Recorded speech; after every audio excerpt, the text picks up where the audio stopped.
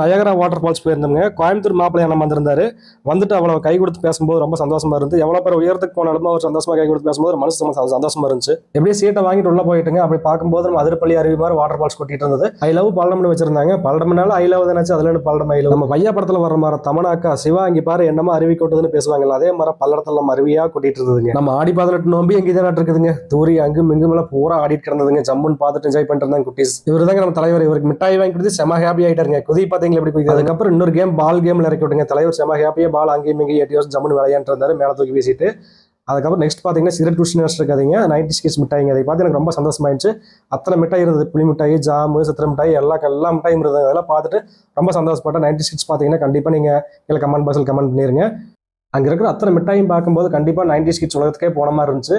கண்டிப்பாக 90s kids அங்கே போயிருந்தீங்கன்னா அந்த மிட்டாயெல்லாம் பார்க்கும்போது பழைய ஃபீலிங்ஸ் எல்லாம் வந்திருந்தா கீழே கமெண்ட் பாக்ஸ் கமெண்ட் பண்ணுங்க. கண்டிப்பாக இதெல்லாம் பார்க்கும்போது அவ்வளோ ஒரு சந்தோஷமா இருந்துச்சுங்க.